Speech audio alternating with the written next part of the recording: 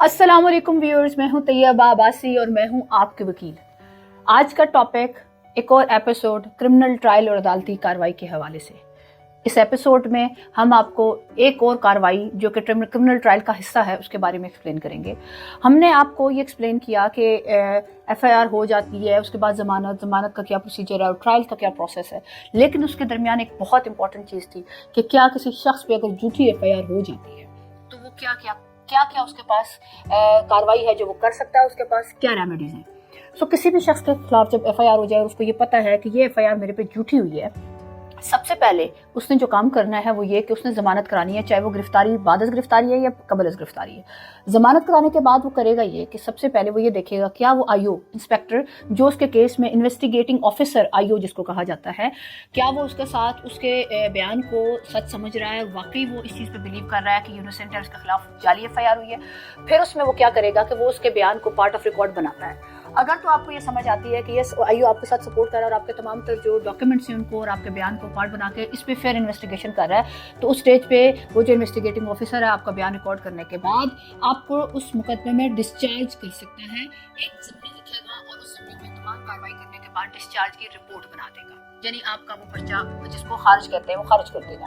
लेकिन अगर वो ऐसा नहीं करता तो आपके पास क्या रेमेडीज हैं। आप सबसे पहले ज़मानत के बाद ये करेंगे कि आईओ को सबसे पहले अगर आपको ये लगता है कि आईओ ही इसमें कार्रवाई ठीक नहीं कर रहा, उस इन्वेस्टिगेटिंग ऑफिसर के खिलाफ आप सीपीओ के ऑफिस में एक एप्लीकेशन सबमिट करवाएंगे और उसमें ये कहेंगे कि ये आईओ जो है इस तफ्तीश को चेंज किया जाए क्योंकि ये तफ्तीश ठीक नहीं हो रही और ये आईओ सही तफ्तीश नहीं कर रहा। दूसरी रेमेडी आपके पास ये होती है कि सीपीओ ऑफिस में किसी भी इलाके के हर उसमें एक सीपीओ ऑफिस है जिसमें आप जाके दरखास्त दे सकते हैं। वहाँ पे आप दूसरी दरखास्त ये दे सकते हैं कि री इंक्वायरी की जाए, यानी ये जो एफआईआर हुई है ये गलत हुई है और ये एफआईआर नहीं बनती थी, ये जाली गलत और बोगस एफआईआर कराई गई है, लिहाजा इसकी री इंक्वायरी की जाए और इसमें ये एफआईआर जो है इसको ख़त्म किया जाए।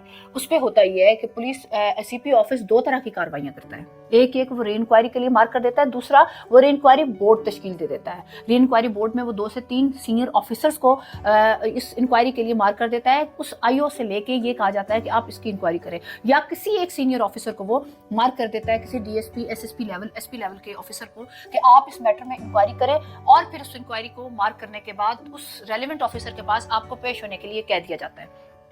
आप उस रेलिवेंट ऑफिसर के पास उस तारीख पे जाते हैं, वो आपका मौक़िफ़ सुनेगा, दूसरी तरफ से वो कंप्लेंट को बना के उनको भी मौक़िफ़ सुनेगा। आप अपने तमाम गवाह अपने तमाम सबूतों के साथ वहाँ पे जाएंगे। अगर वो आपकी इन्वेस्टिगेशन आपकी उससे मुतमईन होता है आपके सबूतों से, तो वो वहाँ उस स्टेज पे आपकी एफआईआर को ख़त्म कर सकता है। उस इंक्वायरी के अंदर ये फाइंडिंग दे सकता है, ये रिपोर्ट दे सकता है कि गलत एफआईआर हुई है और ये एफआईआर ख़त्म की जाए तो आपकी एफआईआर ख़त्म हो सकती है। सो किसी भी शख्स के खिलाफ अगर गलत एफआईआर हुई है तो वो इस स्टेज पे जाके यहाँ से वो अपनी डिस्चार्ज की बनवा सकता है, यानी वो एफआईआर खत्म करा कर डिस्चार्ज रिपोर्ट उसके हक में बन जाएगी और उस डिस्चार्ज रिपोर्ट को जो कि पुलिस बनाती है वो अगेन कोर्ट में सबमिट हो जाएगी और कोर्ट की प्रोसीडिंग क्या होगी और रिपोर्ट के साथ क्या कोर्ट मुत्तफिक होती है या नहीं, वो नेक्स्ट एपिसोड में हम आपको बताएंगे। उम्मीद है कि आपको हमारी ये एपिसोड पसंद आई है और इसकी इन्फॉर्मेशन यकीनन आपके लिए बहुत हेल्पफुल हुई होगी। हमारे इस वीडियो को आगे ज़रूर शेयर करें। Thank you so much.